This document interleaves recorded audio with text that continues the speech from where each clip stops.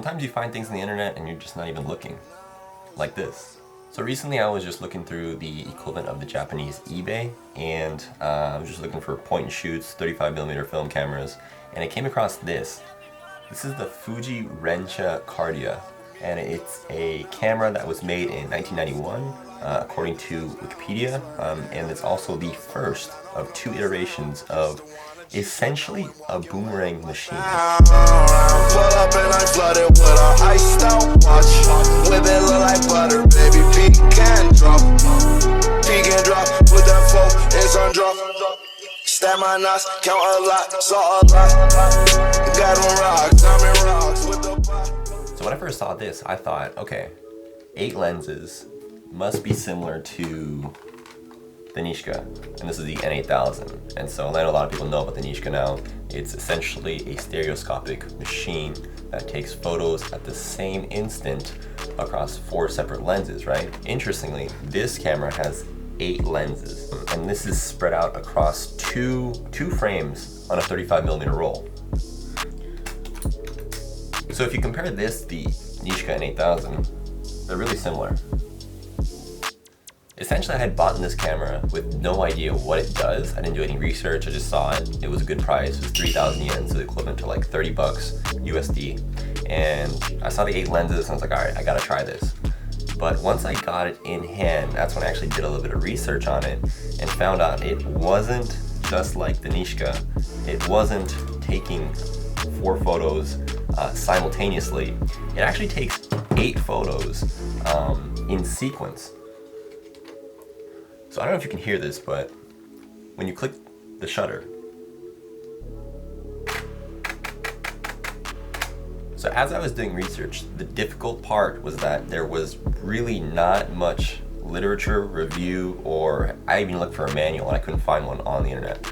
This camera was made in 1991 and it doesn't seem to be much documentation on what it does. I mean, you can kind of figure out what it's made for. It originally was made for golfers, and so I looked up online and they said that they use these, they set them up on tripods, or someone had them aligned so that when you took the photos in sequence, you could actually check your golf swing. There's actually a second iteration of this camera. It's the Fuji Rensha Cardia BYU View 16, and so it actually has 16 lenses, 16 possible frames instead of the first iteration, which is this one, and this one can only take 8 in a row. So when I got this in hand, I looked for a manual, couldn't find it, and I realized that they actually have instructions on the back of the camera, and the instructions are all in Japanese, but what they say is that there are 3 speeds of shooting. There's a medium speed, there's a fast speed, and then there's a super fast speed. The medium speed, the Chu, is actually 2 seconds, and so after you press the shutter, you have 2 seconds essentially to capture your 8 frames, and it's actually surprisingly fast.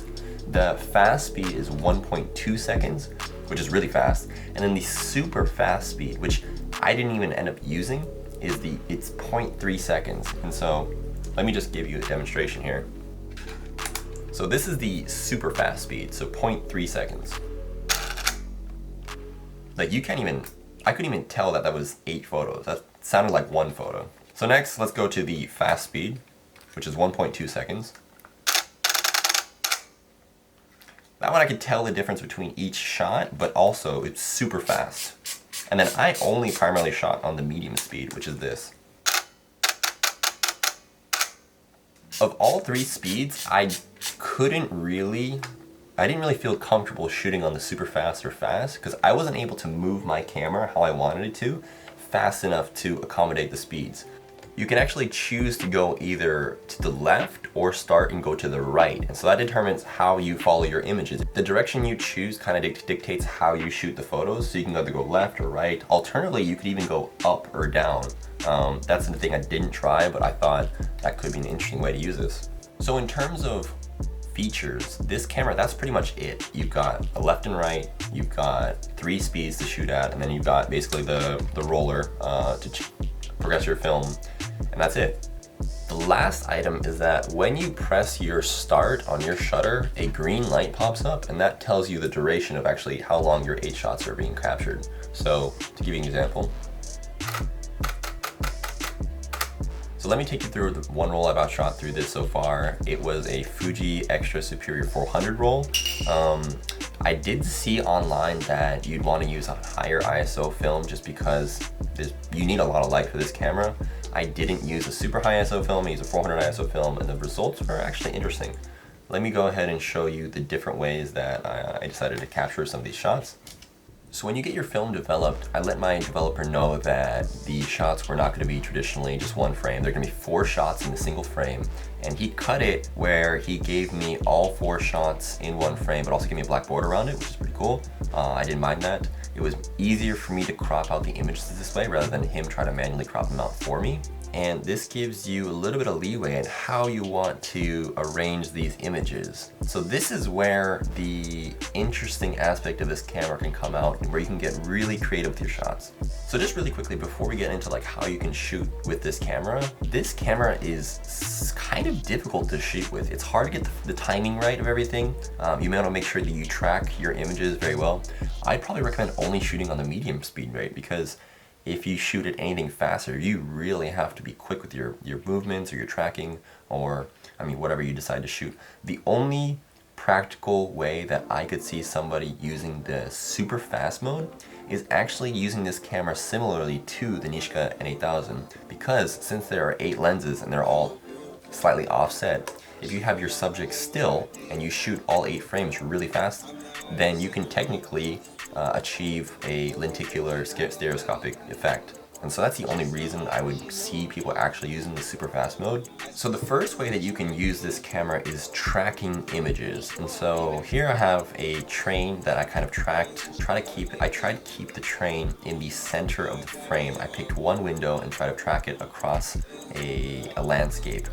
And it's easier when you have items in the foreground or the background that are staying constant throughout your frame, and then you can go ahead and track the motion that goes across the image. Similarly here with my glasses, I did the same thing where I tracked my sunglasses across a frame through movement, and I kept myself still in the post kind of layering of how I wanted the images to come out. But interestingly enough, you can actually change the way you frame this. So in this instance, I kept myself still and I moved the sunglasses through the frame, and you can see that the background or the actual image is constant throughout the whole thing, and only my arm is basically the movement. The other way that you can actually do this is by essentially motion tracking the object that is in movement throughout the frames. So here I kept the sunglasses or my hand kind of central in the frame, and that is what achieved this different effect, which I thought was kind of interesting. Additionally, here is an example of going instead of left to right, right to left. And so I tracked my friend Peace going through this sort of landscape from right to left. As I was shooting this, I tried to keep him in the center of my frame, and so that kind of achieved a fluid look. And finally, here's a different way that you can compile your images to sort of create almost like a Super 8 or an old film style movie look. And so what I did here was I actually cropped the frames into squares rather than the kind of portrait style photos that they come out as. And so I kept the ends of the previous and post shots. And then in Photoshop, I layered the images. I kept one point constant, which I used his head and this baseball cap. And then I basically did stop motion animation, and this achieves this look. Similarly, I did this with Yuika here, and it's sort of the same look as well. And this frame actually had her turn her head, and as she turned her head, I also turned my camera, which by keeping her sort of aligned with the camera, the world itself kind of rotates around, but the person remains still, which is another interesting effect. Finally, I kept, in this edit of this exact same photo sequence, I kept her head, I rotated each frame, and then I kept her head in Photoshop straight. This creates the effect where you can rotate your background around your subject, which creates another interesting effect. So all in all, is this practical? Is this camera, can you do anything with it besides sort of the gimmicky things that it was originally meant for? And the answer, for me personally, is yeah, I think you can find a bunch of different ways that you can actually integrate this into stop motion animation. You could create different styles of movement, and it's just a very different, unorthodox way to capture photos. It's sort of an in-between, like a Super 8 and its brother here, the Nishka, I think I'll try and kind of experiment and see what other different movement styles that you can do with this camera. But all in all, if you're looking to branch out and try a different way to capture photos and you're kind of tired with Nishka, if you have it, or the Nimbus Low or the Rito, and you don't really want to take 35mm photos all the time, this is a fun way to capture images. You can find a bunch of different ways to overlay them in Photoshop and post and kind of make your own little boomerangs or GIFs. And it's a really, really interesting one. I definitely, if you have $30 to spare, then I would go and get one.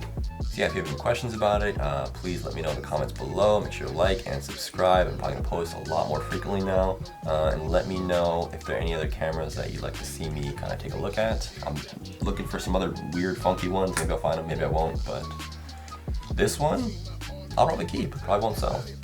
It's a good one.